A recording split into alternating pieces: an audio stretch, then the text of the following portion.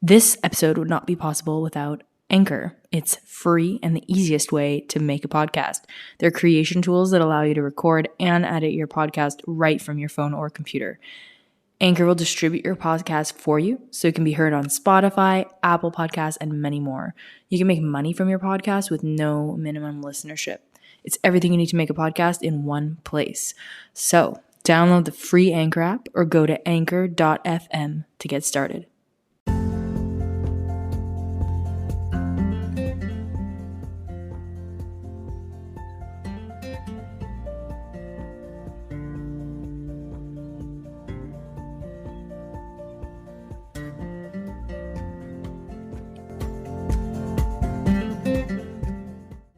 Hey, it's so nice to be back with you. I've been deliberating about topics and feeling this sense of self-doubt. Like, I either need to have a really cool guest or an episode is not worth it. And I had to really get back to the reason why I started this show, which was to reclaim my voice, to have a voice into the abyss where if people listen, great, and I hope they find value. But it was all about me reclaiming my voice. And so I'm back today reclaiming a little bit of the inner fire that started me on this show, the reason I wanted to do it, in addition to all my other projects, so that I could reclaim my self-expression in a way that is so much easier for me. I don't have to look at the computer screen. I can just talk into my mic. Thank you, by the way, to every single person who has supported the show. Due to your support, I've been able to upgrade my coffee membership, which means there's now access to tiered membership levels. So you can sign up for different levels of content or interaction with me, or if you want to get even one-on-one with me, there are different ways that we can do that. So because the software upgraded and you guys helped me to buy premium or gold level coffee membership, you guys can benefit from that. So I just want to thank you so much if you're listening and you bought me a coffee. It's actually not so much gone to my decaf coffee addiction, but more so to enhancing this show. Alongside that, my lovely husband, as I shared, bought me a Rode mic, and that was also in tandem with the fact that you donated and we were able to buy it because of the proceeds. So we haven't actually hit our goal. If you do want to support the show, it would mean a lot to me so that I can keep making this content and not have ads from other people in it. I might need to go that road to monetize the show, and it's not the worst thing, right, if you get ads to really relevant content. But I would just ask that if you like what I'm doing and you have the $5 to spare, it would mean a lot to me continuing to create ad-free content for you. So back to roots. I mentioned decaf coffee, and it's funny, I switched because the caffeine was hugely disruptive to my hormones and my sleep, more than even understanding what it was doing to my hormones. It really impacts my sleep. And if you remember, a little earlier in the summer, I was in Croatia and I was in an Airbnb with mold. And so I went down the rabbit hole of, okay, the mold, there was water damage in this unit. And so I realized I needed to get out of that Airbnb and, clean my clothes and sort of cut my losses and, okay, chalk it up to a poor Airbnb experience. Lo and behold, here we are a few months later. I'm in Canada and mold has struck again. So in my grandparents' house, they have a very old home, and I thought that, okay, it's, there's an unfinished basement, any water damage in there, it's going to be a beautiful safe haven and growing spot for mold. So let's see what's going on. I was having some mold-related symptoms. I seem to be quite sensitive to mold. Some people don't even realize when it's around, but I seem to be quite sensitive to it. And I did the detox, the water fast, right? And I started some supplementation to detox from mold a couple months ago, so I do feel like I've had some preparation there. But what I have found out in the past week about mold has blown my mind. So I wanted to share a couple things with you today, kind of quick tips, because this is not just about old houses and it's not just about visible water damage or visible mold. So the first key thing I want you to know that shocked me, I never even thought about it, but if it makes logical sense, is that mold is everywhere. just like viruses and bacteria, I mean, we're made up of viruses and bacteria in our own bodies. But mold is in the air everywhere, outside and in some environments inside. Most buildings, and there's stats from the US. I don't have any good Canadian stats, but there are stats in the US. It's something like 40% of houses or buildings have some type of mold in them. So if you look at that, I mean, it's sort of like everyone's going to be affected by it at some point. But the key question there, so if mold is everywhere, right? The question is, what's safe? What kind of mold is it? Because mold exposure is sort of inevitable because it's everywhere. The problem is when it starts growing indoors and how much of it grows and what kind of it grows. So if there are spores, which are like the seeds of mold, but you can't see them, you really need to be careful about the toxicity. So there are a few like aspergillus that can be quite toxic, but it's sort of, there's this point of no return because mold can grow on paper, cardboard, ceiling tiles, wood, in dust, paint, wallpaper, insulation, drywall, carpet, fabric, upholstery. So you can pretty much grow anywhere. And the idea, so I have a stat here now actually, at least 45 million buildings, so sorry, it was not 45%, at least 45 million buildings in the United States have unhealthy levels of mold, and that's from, that's a stat from 2017. But so this can be hidden behind walls and ceilings, under carpets for years, and you really don't know about it. And another thing that's really important to consider is that chronic exposure to mold over the long term can lead to chronic conditions, can lead to autoimmune conditions. Asthma, about 40% of asthma episodes are triggered by mold or dust mites, rats. So there's all this stuff that sort of can impact our health. And the more I go down the health road, it's fascinating to think that I never thought about this before, and yet it's literally everywhere and can have such a huge effect. And I need to go back and just say at least 45 million buildings in the United States have unhealthy levels of mold. So pardon me, I must have read, I've been reading so many different stats about it, but and actually 25% of the population has a genetic predisposition to be more susceptible to mold. So I'll put a link to kind of where all these stats are, because it was something that it was so under the radar. You can fix it, but it depends on, because it's so pervasive, mold removal is difficult. Remediation can go into thousands to tens of thousands.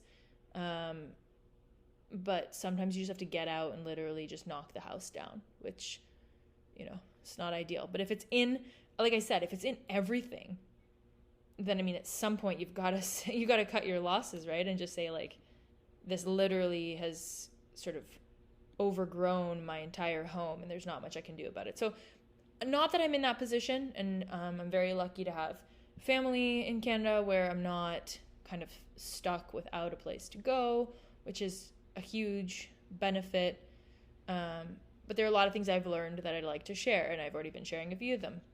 The very first thing, if you suspect you have mold overgrowth, because again, most environments have mold, the question is how much and what kind. So if you suspect that you have mold, I would really advise that you get out of wherever you're living if you can. So stay with family, friends, hotels and stuff or Airbnbs can get expensive, but it's worth your health, especially if one or a few family members are having issues or unexplained health issues. It could definitely be your air quality and your environment. So get out of there. Don't stay where you are. You can clean mold on your own if it's visible and contained. So there's stuff like mold control in Canada. There are different brands. There's also a natural brand, EC3, I believe. I'll link to that as well. There's a natural American brand. There's a natural Canadian brand. I'll put the link. E3C maybe. But yeah, mold control, it's as easy as, going to Home Depot and grabbing some of that. And a great recommendation is also to use some mold control in your laundry. Actually, another big thing, washing machines. So now that I'm kind of looking out for this stuff, the rubber part, if you have a top loader or side, doesn't matter. The rubber part of the above the drum, like the metal drum, will collect mold so easily. Biggest tip there, such a small thing, leave it open. After every load you do, leave it open. And I would suggest either vinegar and baking soda every couple loads, or if you want to use something stronger, you can use mold control, or you can use hydrogen peroxide. I'll put up a recipe for that. And back to, so EC3, that was right. It's a mold solution concentrate. So I'll put some of these links up just so that you can easily kind of scroll through, because there's just so much information and so many things I want to kind of touch upon within the solutions for this, because my previous story was sort of like, oh my God, there's mold, I'm getting out of here. And I didn't really have to deal with it because of an Airbnb, right?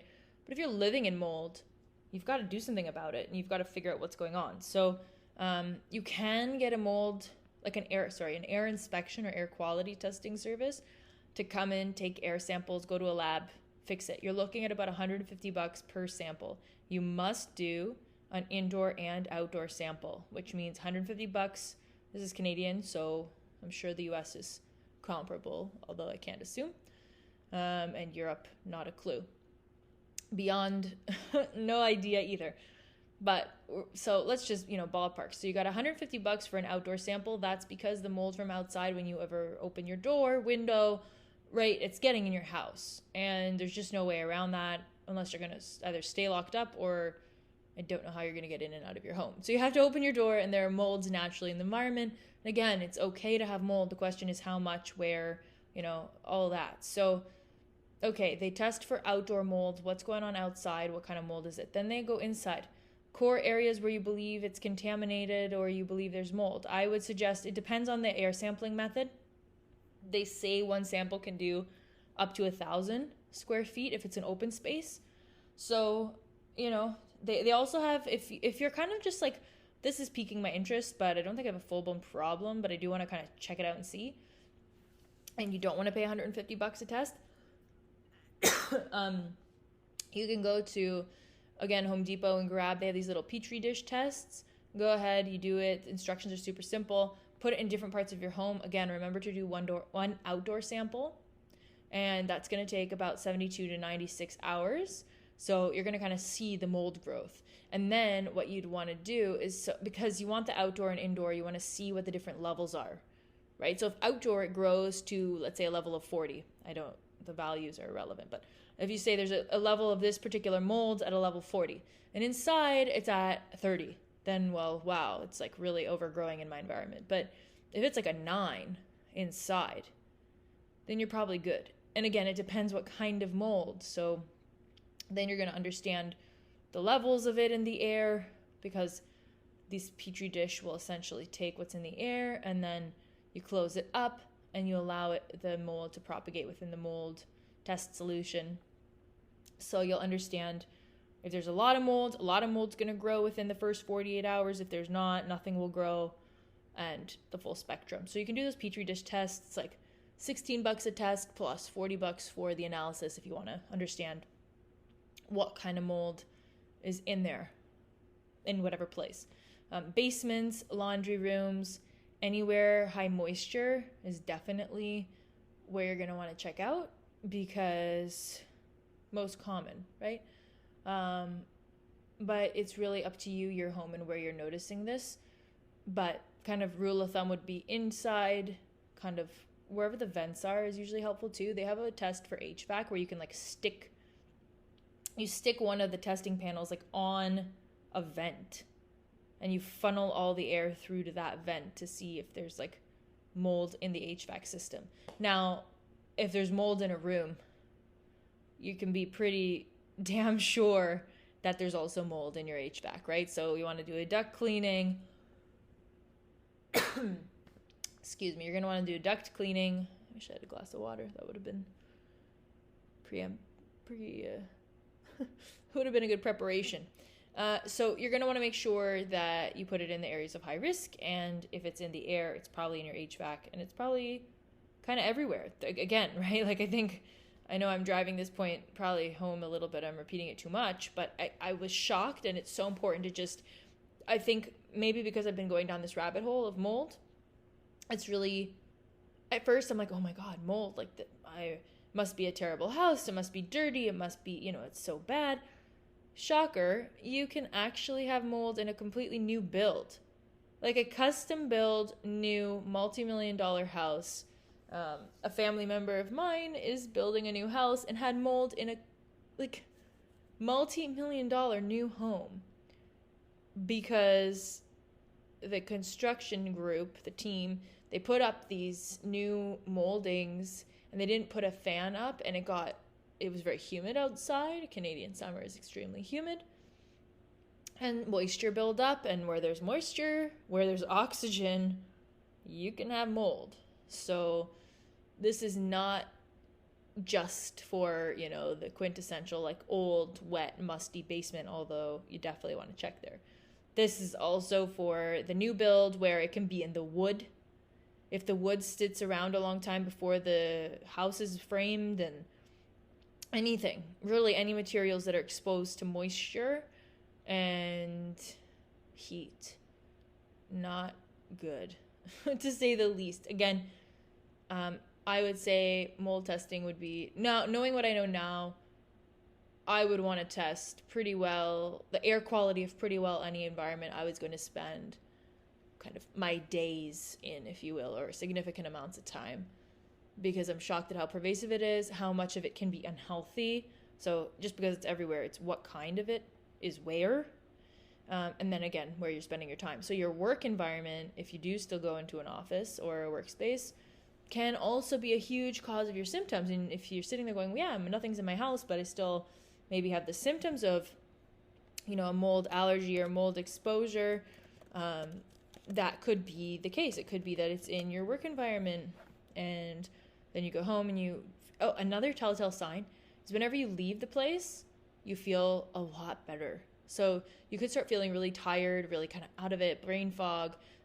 runny nose, kind of flu-like symptoms actually, which is right about now can be a bit controversial, right? You're like, oh, I'm sick, but no, it doesn't feel so much like a cold. It feels like an allergy. Like when you eat, some people, for me, if I eat peaches, the pit of a peach, the back of my throat gets scratchy. And you might be sneezing a lot. You might have a cough or postnasal drip where there's liquid. It feels like it's going down your nose. Not out of your nose down, but kind of back, into your sinuses. Itchy eyes, nose, throat, watery eyes, your skin if it gets dry and scaly. So, and sinus issues.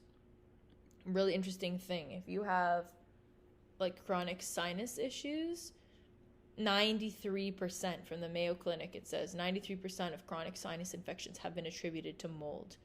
So if you've got a chronic sinus thing, it could be mold instead of another cause, which is something to say. Now, again, health conditions that can happen: hypersensitivity, respiratory problems, asthma, wheezing, depression, memory loss, anxiety, reproductive problems.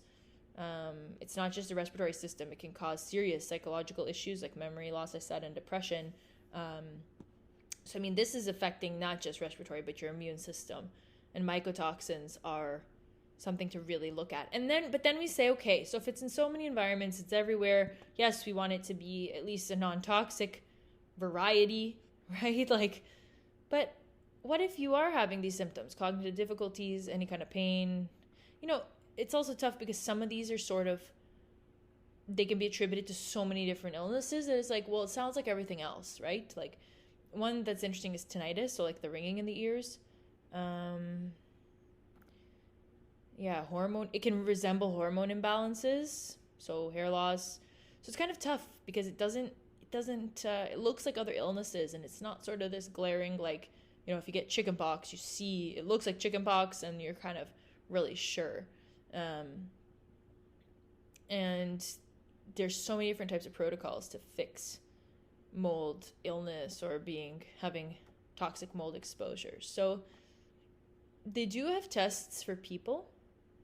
So similar, not similar to the Petri dish, but You can test the toxins that are in your bodies to understand, okay, what are the levels within you? Of course, nothing is perfect.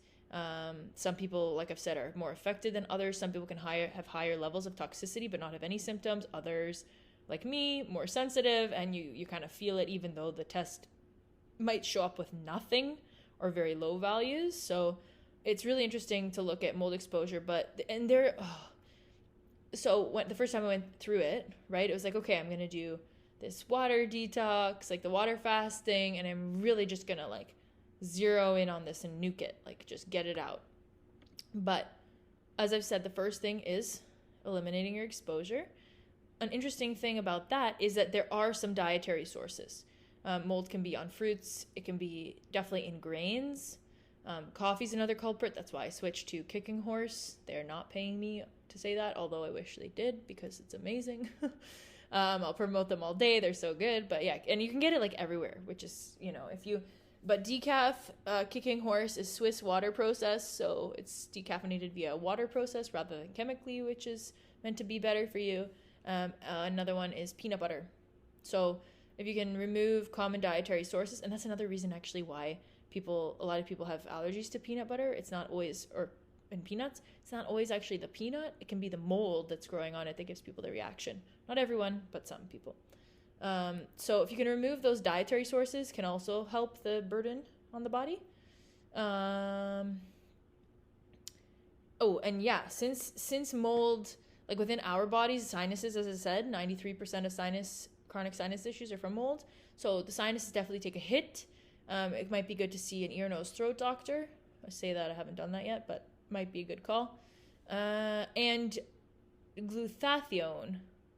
I always think of it glutathione, but glutathione is something that gets very depleted if you're exposed to a lot of mold in your body. So that's something I supplement, and I think most of the sources will agree on taking that in order to bring back up the levels. It's an antioxidant. Another one is NAC, so N-acetylcysteine.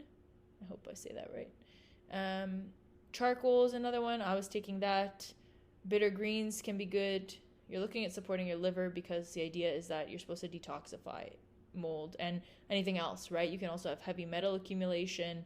So many things can build up in our bodies, right? And the main thing that, yes, you want to get out of an environment that's exposing you to a toxin, but it's equally important that your body can detoxify whatever it is you're exposed to, because there's so many different environments, so many different, even, right? We walk outside, there's mold. So it's not like you're going to get away from environmental toxins completely, or the toxins that are potentially present in food or water. You can do the best you can to get the best quality food, water, air, and living in an environment that you can possibly have. But at some point, your body needs to be able to detoxify all of these things so that you are able to get better, right? Because just because you remove yourself from the environment, if your body's having a hard time detoxing what's built up in your system, you can put yourself in a clean white room with nothing in it, but your body needs to be able to get it out. So one doctor, Dr. Jess, talks about, and I can link to her, she talks about a Kill Sweat Bind protocol that she's put together. There are pills that are specifically called binders. There are things that'll specifically kill molds that you can take. The one that I really resonate to from her advice that's just really quick and easy is sweating. So sweating allows you to detoxify the mold from your skin. Really good call. Super easy way to detox everything, not just mold.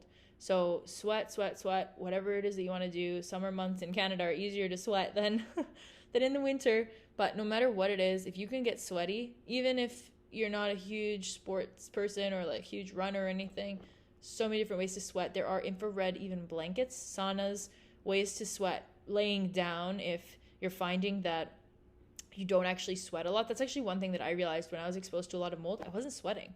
Like even if I was very active, if I would, go on a really long walk and it was super hot outside and everyone with me was sweaty, I was like not sweating.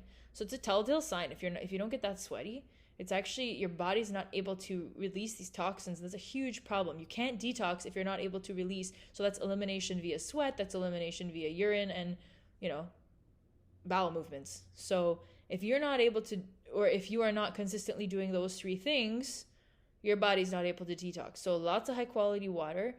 Magnesium has been helping me a lot just in general. We're talking hormonal health, regular bowel movements.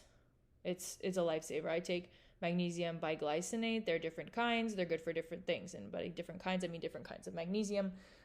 So many different brands. And I think that's where this can become incredibly expensive, exhausting, and time consuming to figure out. So I'm going to post what I've done.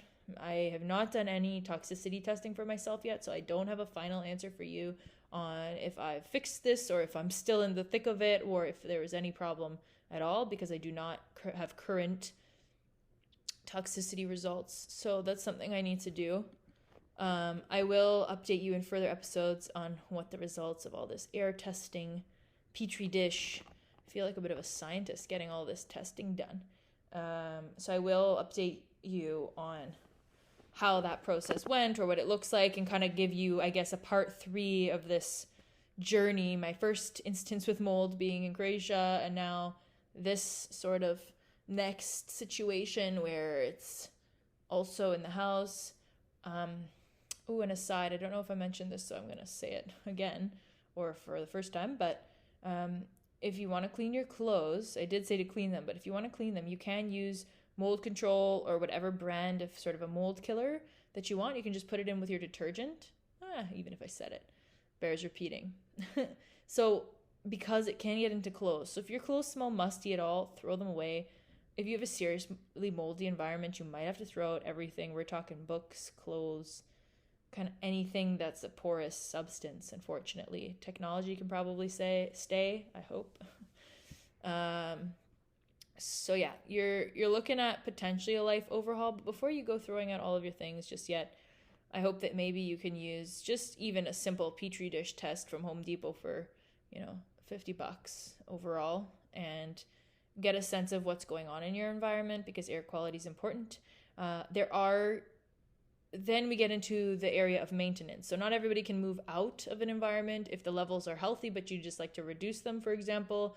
Or if they're on borderline and you want to do better, something that you can do. Of course, proper insulation and proper windows are really important. So just making sure that everything's closed up, because if air from the outside and air to the inside, like you're never going to stop that mold and different just allergens even entering your home. But again, you're going to open your windows and doors at some point. So do your best with the insulation. Then any water damage, that is like thing number 1. If you have water getting into your house, water leaks, water damage of any kind, like any way that moisture is getting into your house, absolutely critical to get that dried up as soon as possible. That could be a fan. If you have in the basement, if you notice it's like musty, or if you had a water leak at some point, definitely get a fan to dry it up as soon as possible. Even walls, right? So we're talking if it's like coming through the wall, anything that's getting wet, you need to like blast a fan at that to dry that off. Another thing would be a dehumidifier. Huge. Other people invest in air purifiers. So that's like standalone units. It looks like a dehumidifier or any kind of unit, right, that you could place in different parts of your house that would filter the air within that particular room. And then of course you can have HEPA air filters. Even I was just in Home Depot, some of these lower grade air filters they mostly filter out any mold spores. So in terms of mold in particular, you're probably good. But if you have pets, if you have just lots of visitors, if your place gets dusty, practically if you're human, some of these air tests even test for like human skin. It's like, man, you're never part of being human, right? It's never going to be completely perfect in terms of no particles in the air. That's just not, I don't think that's the aim. Similar to at the beginning of the episode, me talking about wanting the most perfect, amazing content. You're not going to get it. Like, it's not going to be perfect. You can do your best. So I think this is a similar thing, but it's a spectrum. And if we're talking about, 0 to 100, it's like, okay, well, what level are you okay with? And what level is safe? We want to be safe. In terms of relative humidity, I've read that the ideal is 40 to 50% relative humidity in a room. So if you get a dehumidifier, it'll tell you what the humidity is. You're going to want to keep that thing cranked 24 hours a day if you have a wet or moist. If there's moisture in the air in your environment, you're going to want to keep that thing continuously going, which I understand is an undertaking in and of itself. But if you want to stay in your home, if you want to stay in your environment for whatever time being, if moving is not an option right now, again, barring, like, I'm not saying stay in an unhealthy place. If something is toxic, like, do your best to get out of that. Don't live there, right? Because exposure is the biggest problem. You cannot start to detox if you keep pumping your system with the toxin that is the aggravator in the first place. So hopefully in my episode here, I've given you a bit more of the practical home tips that you can look into. An air quality testing is going to be your first step, and then potentially remediation, unless you have visible water damage and visible mold growth, in which case you can probably get a company to come in and just do the remediation there. The biggest thing is you want to find the source of the mold growth. So if you have multiple areas in your home, again, anywhere with water leaks or water damage already, that, or even past water damage, can be a place where mold is thriving. Dark, moist, wet, humid environments, your attic, or any old carpets, like, it can all be the case. Another resource I'd like to share, it depends on how much DIY you want to be doing, and again, what level of mold you have going on in your home. I obviously am not going to recommend that you do this yourself if you've got very toxic types of mold in your home, or if you are particularly vulnerable to the effects of mold, or this can really affect pregnant women, older people, immunocompromised, kids, like people with a lot of allergies. Like, it's just not, do not try to remediate your own home if, you're very sensitive to it and you've identified you have toxic mold. Like, if it's just kind of everyday mold and you want to do a bit better, this might be for you. So you can buy like the EC3 mold solution, or another variant of it. There is a Canadian option that I bought. What is it? I'll have to see. And you can buy a fogger. You can get foggers at Home Depot, or just literally Google fogger. And what a fogger is rather than like a spray bottle that you would use to like spray Windex on a window, a fogger is like actually creates like a fog. It's very thick. And so you can place that in your HVAC. You can, like, from your furnace into the main air vent, and you can pretty much blast the house with this fog. And it'll go through all the vents and effectively fog them up and kill whatever mold. Now, again, it's a natural option, so it's non-toxic for pets, kids, people. You probably don't want to do it while everybody's inside. But you can fog your home that way, and then fog all of the, curtains, furniture. You can put it on anything. So, I'm not sure about your plants, but you can fog any kind of household item. And so I definitely recommend fogging. I've read a lot about that for treating larger areas and how helpful it can be when it comes to kind of just a bit of an overgrowth or kind of dealing with day-to-day mold. And then you can deal with supplements on your end, and hopefully, between removing it from your environment and the Kill Sweat Bind approach from Dr. Jess, you can sweat it out and pee it out and start feeling a lot better if it's impacting your day-to-day. So I wish you very well on your mold journey, as we are all going to have mold in our lives day-to-day, but I hope that you can find a healthy level of mold in your life, and most importantly, if you're in an okay environment, making sure that your body is detoxing from all of the different things that we come in contact with, rather than vilifying just one particular thing. Mold is not the enemy. We just need to understand the different kinds of mold and which ones, we can tolerate and which ones we can't at what levels. So I hope this has been useful and interesting with lots of different resources. I'll be sure to put those links into the notes. And I just want to thank you so much for listening and supporting the show. It means so much to me to be able to share, and I'll see you again soon.